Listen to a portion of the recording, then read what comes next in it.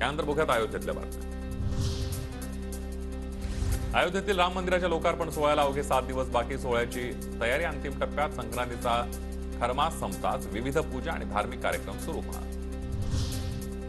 अयोध्येत थंडीचा कडाका वाढला। तापमान 6 अंश सेल्सिअसवर। पोलीस आणि भाविकांच्या सोयीसाठी चौकाचौकांमध्ये गॅस हीटरची उभारणी करण्यात आली आहे। अयोध्येमध्ये मोठ्या संख्येने साधू दाखल। तिथल्या वीणा चौकामध्ये साधूंकडून साफसफाई। किन्नर आखाड्याचे महंतांचाही सहभाग। संपूर्ण अयोध्या नगरी स्वच्छ करण्याचा साधूंचा मानस। अयोध्येमध्ये भांड्यांची बाजारपेठ फुलली। पितळेची छोटी भांडी विक्रीला।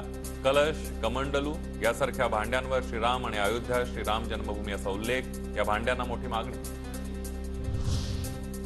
हिंदू हृदय सम्राट बाळासाहेब ठाकरे यांचं राम मंदिराचं स्वप्न पूर्ण। अयोध्येमध्ये प्रमुख मार्गांवर एकनाथ शिंदेंचे फलक।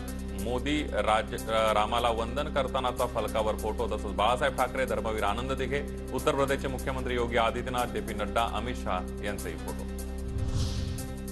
मंगेशकर कुटुंबाला अयोध्या प्राणप्रतिष्ठा सोहळ्याचं निमंत्रण। अयोध्या न्यासाच्या कार्यकर्त्यांकडून मंगेशकर घराण्याला निमंत्रण देण्यात आलंय।